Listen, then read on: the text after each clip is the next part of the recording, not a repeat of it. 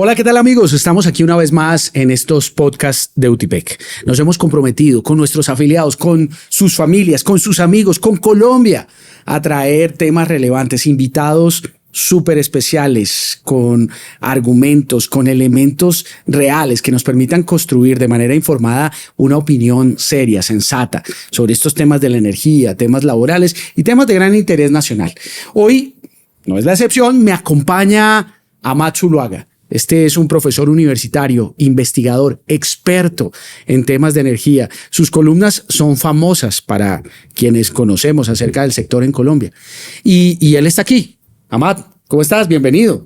Hola Alejandro, muchísimas gracias por esta invitación. Ya he visto varias veces tus podcasts y bueno, yo deseaba estar aquí. Afortunadamente ya se dio la invitación y aquí estamos. Gracias. Cuéntale un poquito más a nuestros seguidores, afiliados, trabajadores de la industria de los hidrocarburos, a sus familias y a muchos otros amigos de otros sectores de la economía que nos siguen. ¿Quién es Amat? Ok, muchísimas gracias. Amat Zuluaga es un geólogo, tiene una maestría a nivel internacional en ingeniería de petróleo y gas y que se ha dedicado en los últimos 5 años a investigar la relación que hay entre las geociencias y la transición energética. Y a partir de esa transformación empezamos a hablar de todo este contexto y la importancia de los hidrocarburos en la transición energética, porque no sé si recuerdas, esto inició con la separación, llamémosla la separación energética.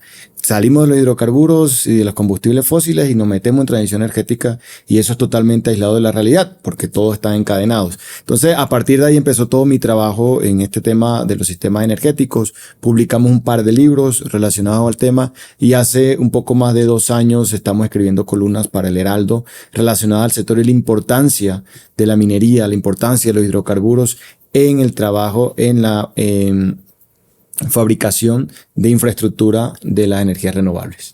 Miren, esta presentación es el abrebocas de este buen podcast que vamos a tener el día de hoy. ¿Por qué? Porque es eso, es transición energética.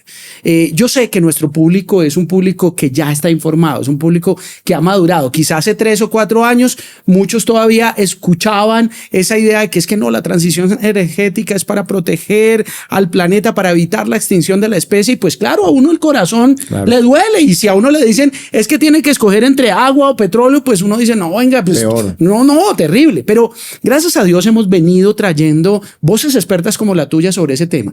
Y hoy queremos, yo quiero como empezar de lo general, de manera breve, que lo entienda el colega tuyo geólogo, el ingeniero que está allá, pero que lo entienda su señora esposa que es psicóloga, o que lo entiendan sus hijos, adolescentes que están en el colegio, siendo a veces víctimas de esa ideología ambientalera, como la llamo yo. ¿Qué es la transición energética? ¿Cómo la definiríamos?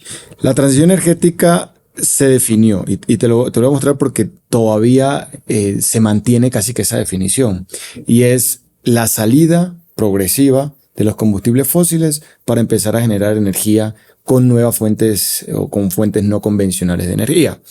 ¿Cuál es el punto clave y la crítica que siempre se le ha hecho? Es que yo no puedo construir y en el mundo no se construye un solo panel solar sin energía fósil. Déjenos entender mucho mejor eso, porque es que sí, a uno le venden la panacea, la energía solar esa no genera gases de efecto invernadero, pero ¿cómo es eso que es que no se puede lo uno sin lo otro? Yo a eso le llamé del panel hacia atrás. Okay. Nosotros la transición energética la miramos del panel hacia adelante. Y del panel hacia atrás, ¿qué hay? Lo primero que hay es exploración geológica, minería, refinación de esos minerales, transformación de esos minerales, manufactura, que ahí ya entra toda la parte de ensamblaje y posteriormente transporte de donde se envía hasta su producto hasta el consumidor final. Entonces, perdóname, dicho de una manera, digamos, muy sencilla, esa tablita que llamamos panel solar, esa cosa se fabrica con unos minerales especiales. Sí, claro. Que para sacarlos de la tierra hay que sacar toneladas de material, hay que procesarlas, hay que utilizar elementos químicos, sobre todo hay que utilizar energía, porque retroexcavadores solares creo que todavía no hay, y entonces se necesita eso, pero además para todos esos procesos, digamos, de minería, se requiere una demanda energética muy importante, hasta que uno fabrica la tablita, y perdónenme lo sencillo acá, esa tablita además no nació en donde uno la necesita, sino muy seguramente la fabrican en China, y eso tiene que cruzar medio mundo para llegar aquí donde yo lo voy a utilizar. El 85% de los paneles del mundo los fabrica China. Bueno, ahí tenemos el dato. Entonces, fíjense que esto que nos dicen, no, energía limpia, y no es que esté en contra de la energía solar, pero no hay. Porque es que la termodinámica nos dice que pues para tener energía hay que hacer un esfuerzo, hay que tener un gasto, hay que generar un impacto. Lo que se trata es de gestionarlo apropiadamente. Pero entonces, eso es lo que tú llamas lo que pasa antes del panel. Antes del panel, del panel hacia atrás. Del panel hacia atrás. Y todo ese proceso, como tú muy bien lo dices, requiere muchísima energía. Por ejemplo, para darte unos datos, para producir una tonelada de cobre, minarla me refiero, minar una tonelada de cobre, yo tengo que remover alrededor de 140 toneladas de material estéril. Wow. Y mover 140 toneladas de material estéril me consume una cantidad importante de diésel, por ejemplo, si manejo diésel. Nosotros, desde el observatorio, yo dirijo un observatorio de transición energética del Caribe de la Universidad del Área Andina, y desde ahí nuestra especialidad es el cálculo de la huella mineral de la transición energética. Okay. Nosotros calculamos cuánto mineral vas a requerir tú para cualquier potencia instalada que tú quieras poner, solar, wow, eólica o incluso baterías para vehículos eléctricos si queremos electrificar el transporte. Entonces, cuando hacemos todo ese proceso y empezamos a analizar los datos, la cantidad es enorme. Nosotros hicimos un cálculo a nivel mundial. Por ejemplo, para las necesidades en energía eólica y solar que requiere el planeta anualmente por su crecimiento energético, eso es alrededor de unos 3.000 millones de toneladas de toda esa suma de minerales. Y cuando tú llevas esos minerales, ya el mineral bruto, a la cantidad de material estéril que tienes que remover, eso es una cosa como de 11.000 millones de toneladas anuales. Y en consumo de diésel, eso alrededor de 3.500 millones de galones diarios. Perdóname, es que esos datos yo quiero ponerlos en cifras un poco más sencillas. Una volqueta doble troque, sí, tiene una capacidad de 10 a 12 toneladas, más o menos, ¿no? Entonces, nos están diciendo que se requieren 11.000 millones de toneladas de material estéril. Se mueven. Hay que mover. Entonces, imagínese usted, quítele eso un cero, y nos quedamos en 1.100 millones de viajes de doble troque. O sea, yo lo quiero poner como tangible a la gente, porque a veces a uno le dicen toneladas y como que, imagínese, 1.100 millones de viajes de doble troque para poder garantizar eso. Aunque en la actividad minera no usamos doble troque, sino usamos los camiones mineros, claro, pero obviamente el consumo es proporcional al consumo de diésel. Y cuando hablamos de diésel, hablamos de 3.000 millones de galones. De galones. Bueno, pues para que nos hagamos una idea, 42 galones son un barril. Entonces, si dividimos eso, pueden ser 300 dividido en 4. Estamos hablando más o menos de unos 75, 80 miles de millones. 85. O sea, es que son unas cifras enormes. Si yo calculara esto en camiones, en carrotanques, pues serían también otros millones de... O sea, es una locura. Esto es solamente para lo que es transición energética.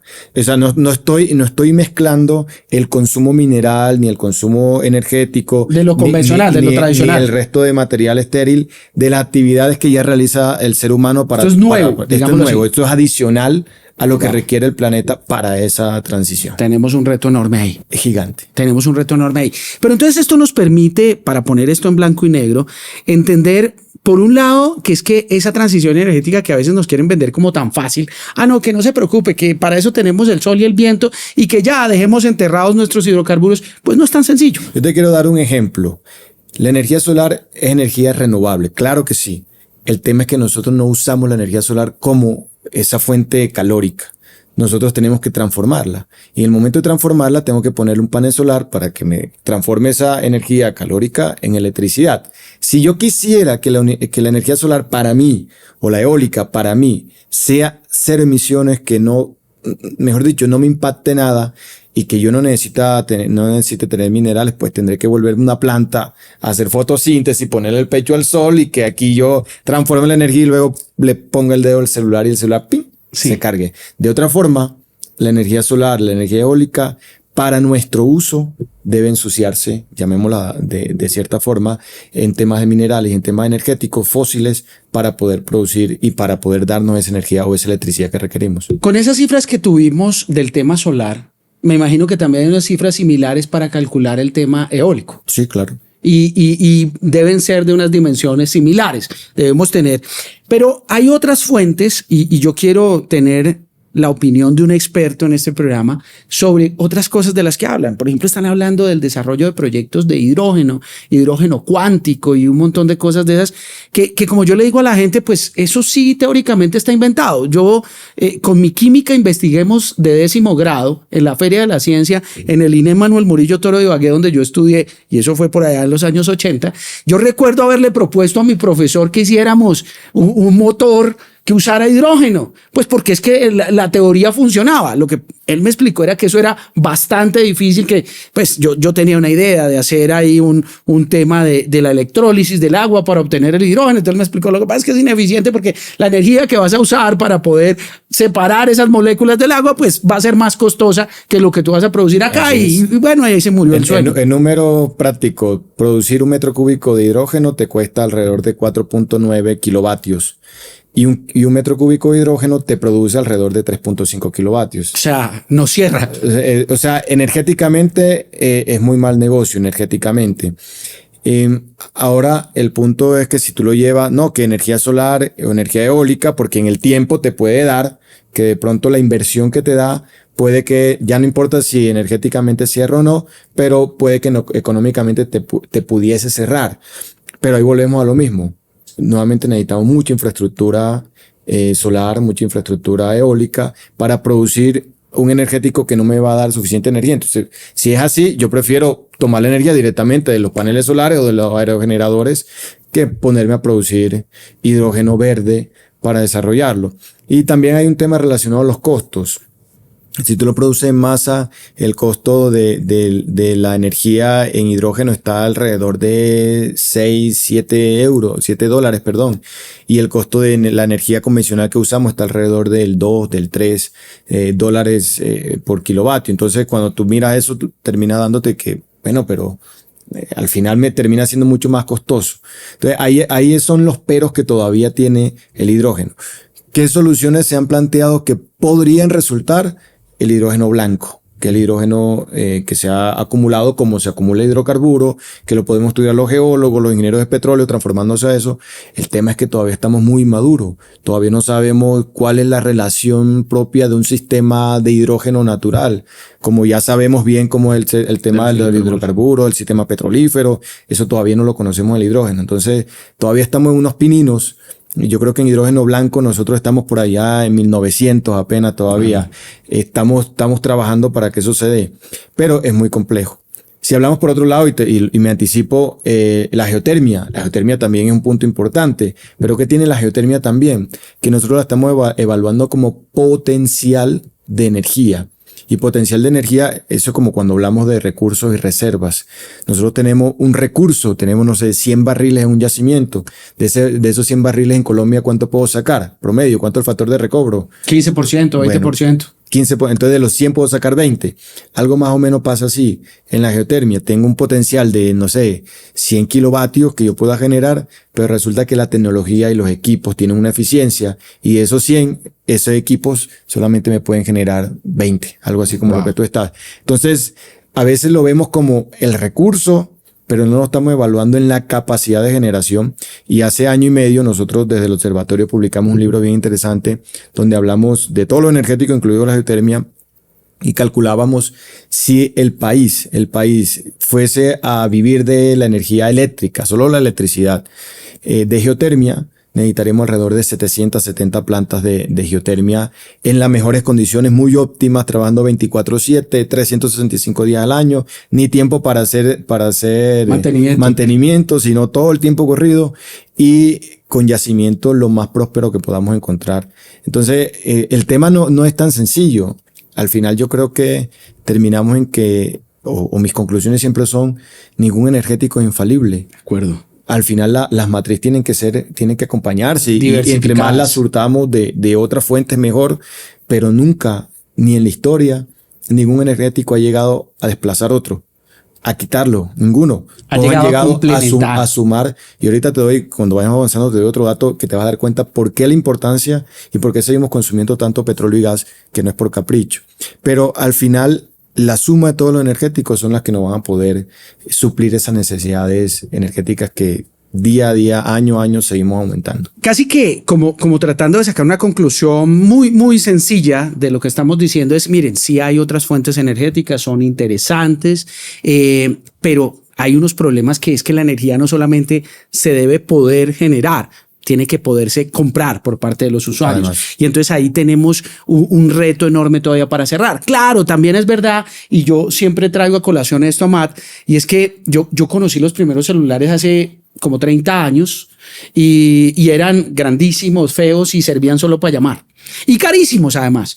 Hoy yo tengo un celular que tiene muchísimas más capacidades que entonces, su precio es relativamente menor, los minutos están incluidos, o sea, hay una curva de desarrollo de las tecnologías. Claro. Y en ese sentido, yo quiero hacer una pregunta muy concreta y es, ¿qué tan sabio es lo que ha hecho Colombia de tratar de meterse tan anticipadamente a desarrollar proyectos eólicos, solares, a hablar de hidrógeno, a convertir el Instituto Colombiano del Petróleo en algo en donde van a invertir mucho dinero en todas esas otras cosas, cuando la tecnología está tan inmadura, cuando es costosa y poco eficiente, y nosotros que tenemos hidroelectricidad, que tenemos hidrocarburos, que tenemos carbón, no deberíamos nosotros mantener como un equilibrio, no tratar de estar a la saga del tema, sino dejar que esas tecnologías maduren y acceder a ellas cuando realmente sea momento? Cuando tú analizas China, por ejemplo, cuando inició todo su tema de reindustrialización, tú te diste cuenta que China copiaba todo. Y cuando tú dices, no, esos chinos son malos, los chinos empezaron a copiar todas las tecnologías, es decir, ellos no invirtieron en todo ese desarrollo de conocimiento, sino que ellos ya apropiaron el conocimiento ya comprobado e empezaron a imitarlo. Cuando ya lograron llegar a esa tecnología a nivel del mundo, entonces ahí sí metieron ellos todo el dinero a empezar a mejorar. Y hoy nos llevan mucho tiempo en términos de desarrollo tecnológico, que eso es de los temas que hay pelea a Estados Unidos y los miedos que tienen con respecto a lo que es China. Algo parecido puede suceder en Colombia, pero a mí me preocupa mucho más el tema de esos organismos internacionales, de esos países internacionales que vienen a Colombia no a invertir su dinero, sino en muchos casos a prestárnoslos para que nosotros invirtamos en esos temas que, o sea, no tendría mucho sentido, porque uno, no tenemos el dinero para pagarlo, las tecnologías están muy incipientes, que un país, llamémoslo subdesarrollado, que no tenga tanto presupuesto, pues no lo va a gastar en algo que todavía puede que no funcione a nivel comercial, no a nivel industrializado. Entonces yo creo que sí el país debe frenarse, esperar todos esos desarrollos tecnológicos.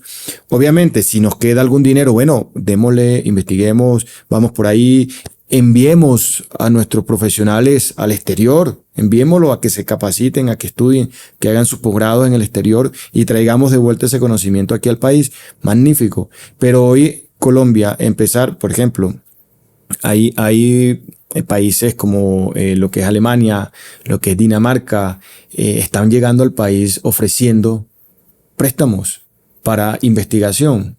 Eso no tiene sentido para el país. Eso me parece los sonajeritos y los espejos que trajeron hace 500 años para apropiarse de nuestras riquezas. Es una historia muy parecida. Funciona igual. Funciona igual. Y caemos en el esnovismo y en que nos quieran ver como el país que va más adelantado en la transición energética en América Latina. ¿Y a costo de qué?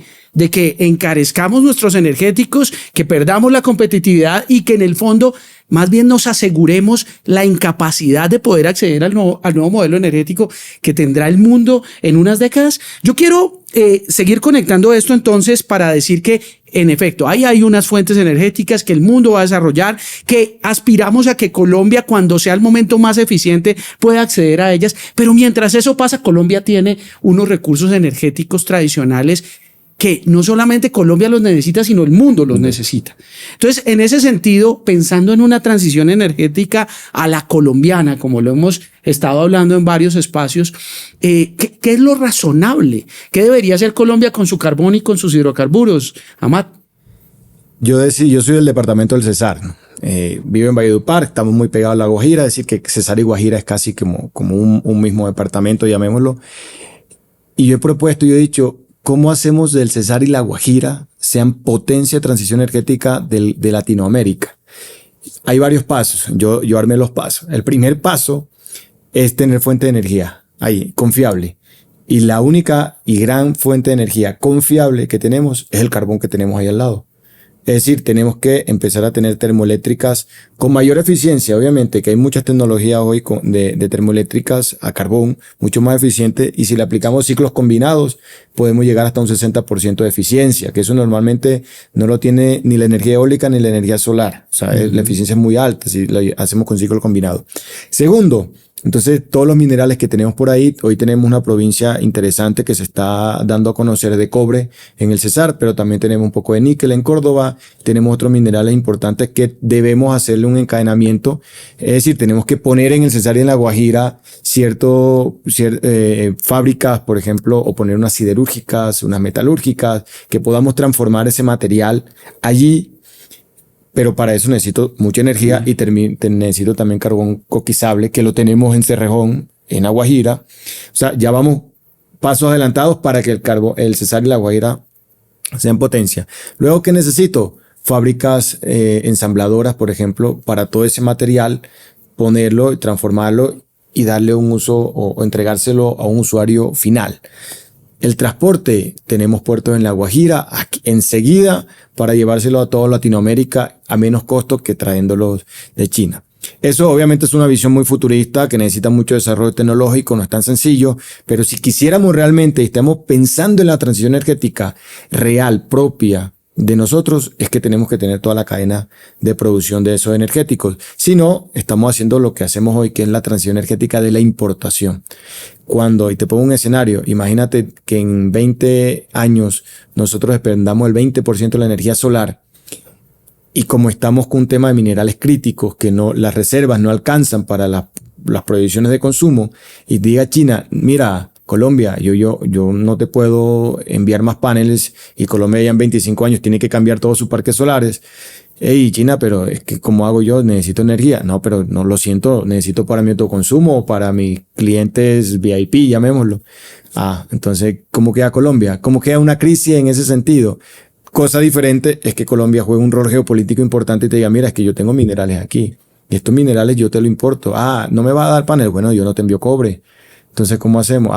Perdón, Colombia, contigo no puedo, a ti sí te envío lo que necesites y vamos sorteando. Entonces, ahí hay un punto real de lo que es la transición, como debería ser, como yo la visiono, pero eso incluye no cerrarnos a los diferentes energéticos y menos a los energéticos convencionales, que hoy son más del 85% de la matriz energética mundial.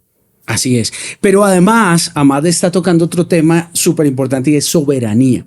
Aquí lo que nos están proponiendo en este modelo de transición energética es el de destruir la soberanía energética del país. Es decir, renuncie usted a lo que tiene, a lo que le hace autosuficiente y que además le trae recursos por inversión, por divisas, por todas estas cosas, y empiece a depender de otros, como él lo acaba de explicar bien.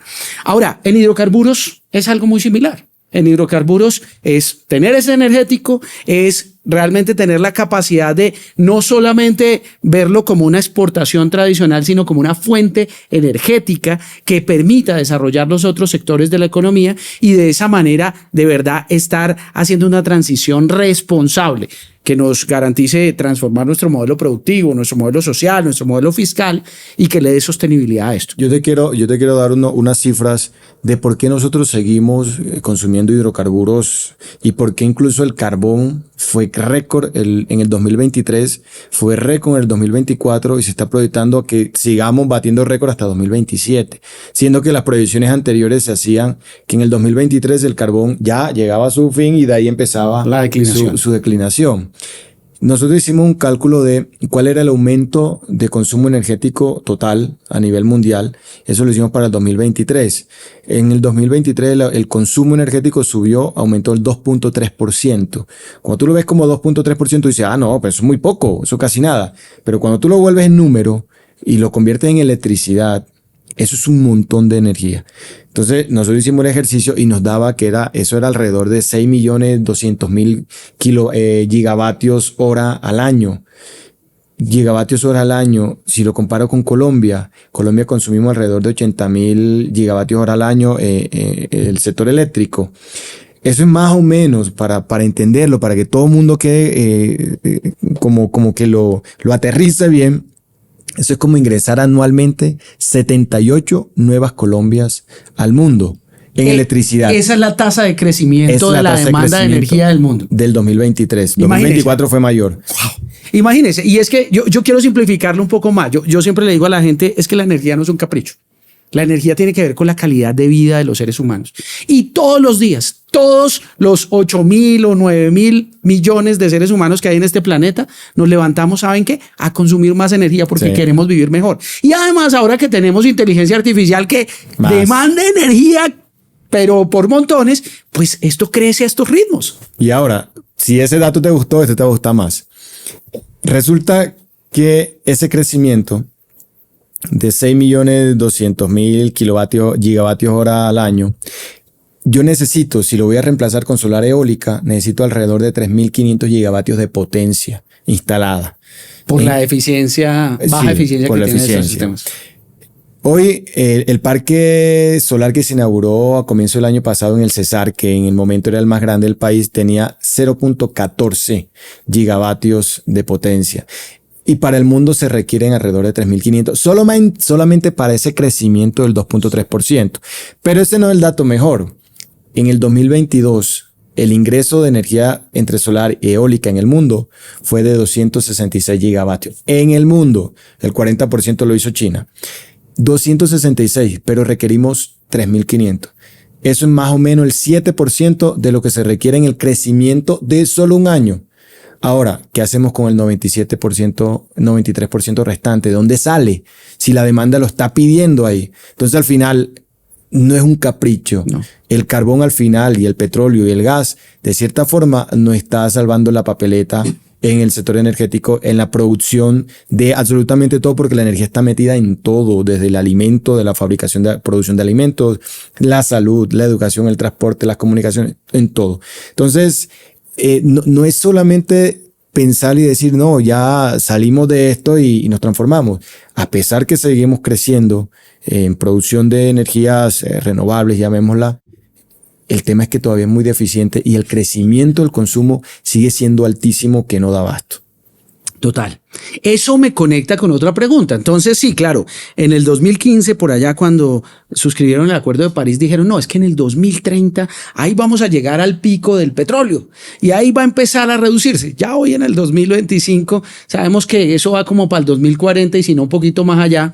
Y es la declinación, ¿no? Como le han intentado vender al país, que es que ya no vamos a consumir más petróleo. Es que empieza a declinar. Es decir, que va a tardar otras décadas más en que el petróleo y el gas realmente reduzcan su participación en términos absolutos, porque podrán reducirse, digamos, porcentualmente, es decir, van a ser una pieza más pequeña dentro de la torta, pero el consumo absoluto va a seguir siendo muy alto. Sí. Entonces, ¿cómo tú ves en tiempos el tema? ¿Cuándo realmente el mundo va a decir, venga, ya, de verdad, empecémosle a bajar el precio del petróleo porque es que eso ya no se necesita tanto? Ay, Alejandro, si yo tuviese esa respuesta, pero te digo algo muy, muy particular y muy puntual. a mí, y es algo que a mí me preocupa, porque en la transición energética empezamos nosotros solo a hablar, y si tú te das cuenta, el Acuerdo de París es mucha eficiencia energética, pero nunca contemplamos que la eficiencia energética, cuando yo disminuyo el consumo energético, yo necesito producir tecnologías, porque al final la eficiencia energética es a partir de tecnologías, y las tecnologías dependen de los minerales. Entonces, al yo bajar el consumo energético, subo muchísimo más, casi exponencialmente el consumo mineral. Y no solo el mineral que ya veníamos consumiendo, sino ahora necesitamos minerales con super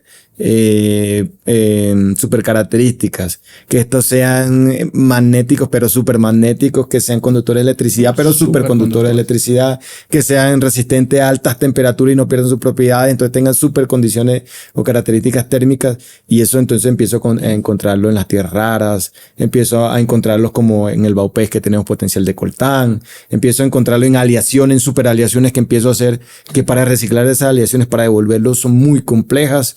Por ejemplo, hoy los imanes de los aerogeneradores que se fabrican con tierras raras, neodimio, disprosio, samario, los podemos ensamblar, los podemos mezclar hoy, pero sacarlos, devolverlos, todavía no hay tecnología para eso. Entonces, ahí viene un punto clave que yo lo proyecto a futuro y digo, claro, es que los hidrocarburos lo vamos a seguir consumiendo, el carbón, y a tasas bastante altas, pero a mí me preocupa que hoy, antes consumíamos mucho más hidrocarburos, claro, pero los minerales aquí.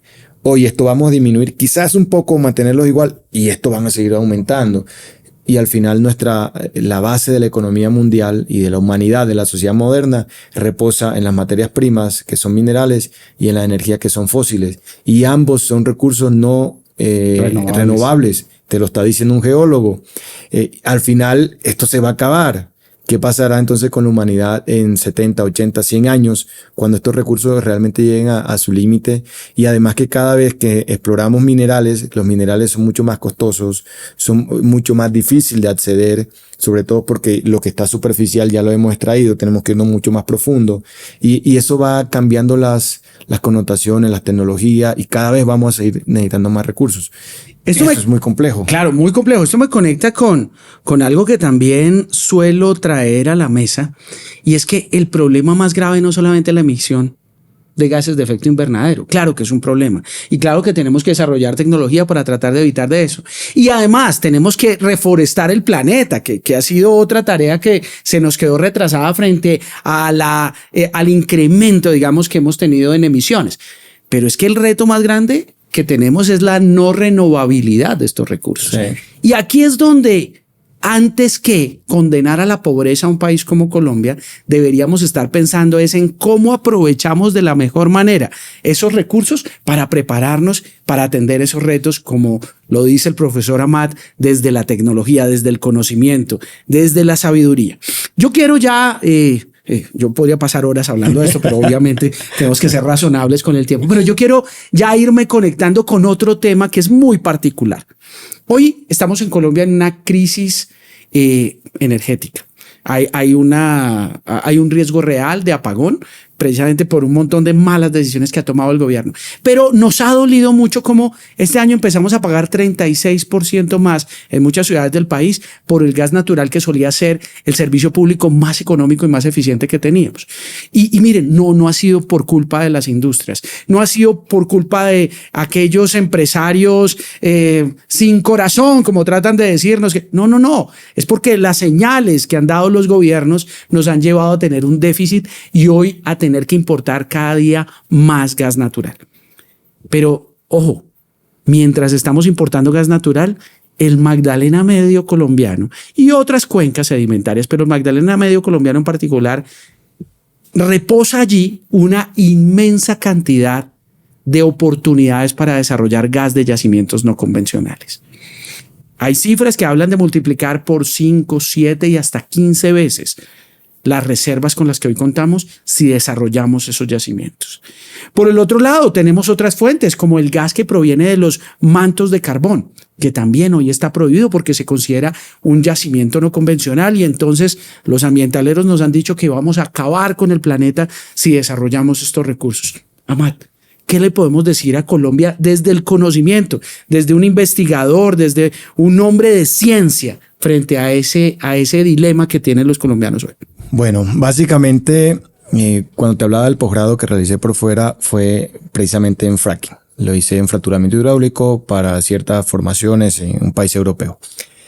Resulta que la tecnología ha cambiado tanto, desde el 2008 que inició todo el tema en Estados Unidos del fracturamiento hidráulico hasta hoy 2025, ha cambiado muchísimo, y todos esos desastres apocalípticos que siempre vendió los anti-fracking, si se dan cuenta, hoy no están presentes en ninguno de los territorios donde más se han hecho, digamos, eco de la prohibición. Eso que nos lleva a decir, es que lo vendieron muy bien. Lo vendieron muy bien, ¿por qué? Porque nos dijeron, nos hablaron de todos los riesgos que claramente tiene el fracking, como cualquier actividad que tiene muchos riesgos, pero nos los dijeron como si el 100% de esos riesgos se fuera a materializar. Y la tecnología, ¿en qué trabaja? La ingeniería, ¿para qué trabaja? Mitigar para eso. que esos riesgos no se den. Para que esos riesgos no se den. Y la tecnología que llevamos hoy, casi 15 años, un poco más de 15 años, trabajando eso, y Estados Unidos lo ha hecho muy bien, nos permite que hoy tengamos los accidentes de fugas, de que alguna grieta, alguna fractura hidráulica pueda ir a una fuente no deseada, son mínimas, son muy tendientes a cero. Entonces, cuando tú empiezas a mirar todo eso, tú te das cuenta que, nos engañaron cuando nos vendieron la forma como pintaron el fracking. Yo quiero dar como un parte de tranquilidad en que el fracturamiento hidráulico realmente no es algo que por hacerlo significa que ya todos sus impactos se van a dar. Simplemente es como cualquier otra actividad que tiene unos impactos, y que esos impactos hoy son conocidos, se trabajan, se conocen, se mitigan muy bien, y en muchos casos ni siquiera se dan porque ya está tan estudiado que no se da. El fracturamiento hidráulico es una modificación, una mejora tecnológica de lo que es la industria del petróleo. Y esto ha venido siendo por muchos años, y ejemplo es lo que son las curvas de producción de hidrocarburos y de gas en Estados Unidos principalmente, cuando a eso de 2010, 2011 ya iba a declinar su producción, y a partir del fracturamiento hidráulico hoy corresponde casi el 60% de su producción, y que lo ha puesto en escena política, en escena económica a nivel mundial, que ha dejado de depender de otras naciones, y que al contrario hoy él es exportador de estos productos al mundo. Entonces yo creo que no podemos quedarnos con los brazos cruzados viendo cómo nos suben los servicios, viendo cómo nos sube la energía, teniéndola ahí enterrado. Eso no tiene un propósito, eso no tiene un fin técnico, sino es más un fin ideológico y de un pensamiento que al final termina afectando a todos. Él es nuestro invitado de hoy, Amat Zuluaga, un profesor universitario, un investigador, un experto en temas energéticos, que nos está aclarando el panorama sobre el verdadero potencial que tienen los yacimientos no convencionales en Colombia, que no solamente pueden atender nuestra necesidad de recuperar la soberanía energética hoy en riesgo a causa del incremento en la importación de gas natural, de mejorar nuestras condiciones de acceso a ese recurso de manera más eficiente, es decir, menos costosa, pero además de eso, de desarrollar un potencial enorme, porque como nos lo explicó más temprano, teniendo energía podemos desarrollar otros sectores económicos que son los que nos van a permitir transitar a ese nuevo modelo que está desarrollando el mundo. Eso frente a la pretensión ideologizada e irresponsable de un gobierno y un puñado de congresistas que quieren en la Comisión Quinta del Senado prohibirnos los yacimientos no convencionales. Colombia tiene que unirse de manera contundente para evitar que sigamos siendo saqueados por estas iniciativas, como digo, irresponsables e ideologizadas.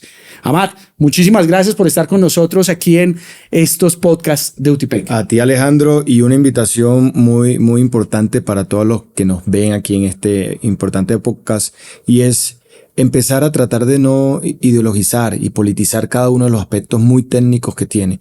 Claramente tenemos unas condiciones ambientales, sociales, pero es importante entender que si las cosas técnicamente, porque las tecnologías funcionan, se pueden hacer, entonces podemos pasar a la fase de poder negociar y poder llegar a unos acuerdos entre lo que es lo ambiental y lo social.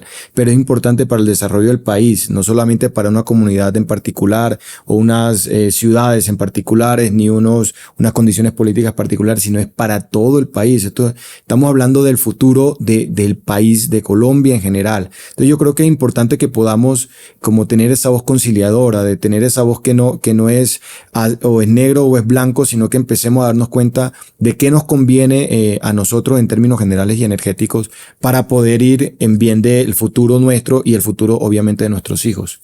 Yo cierro diciendo acerca de esto, mientras la próxima posibilidad real de contar con unas reservas en producción y puestas dentro de nuestro Sistema Nacional de Transporte de Gas se fundamentan en la provincia offshore, es decir, costa afuera del Caribe colombiano, que es muy interesante, pero que no va a estar lista antes del 2030, 2032. Y eso, si logramos romper las barreras que nos están poniendo hoy para desarrollarlas, los yacimientos no convencionales podrían dar respuesta en mucho menor tiempo al déficit de gas que hoy tenemos en Colombia. Es por eso que sí, como lo plantea el profesor Ahmad, tenemos que ser capaces desde la ciencia, desde el conocimiento, desde la responsabilidad, desde la sabiduría, dar respuesta a los retos que tenemos y salir del enfrascamiento en el que la ideología nos ha metido. Aquí en UTIPEC Podcast seguiremos trayendo temas de gran relevancia, aportando información para que cada día seamos una ciudadanía más responsable, más llena de elementos y argumentos, para no ser más pasivos y silenciosos y hasta cómplices de esa minoría que nos destruye, sino ser capaces de construir el que podemos y debemos ser, el mejor país del mundo. Un abrazo, nos veremos. Muchas gracias. UTIPEC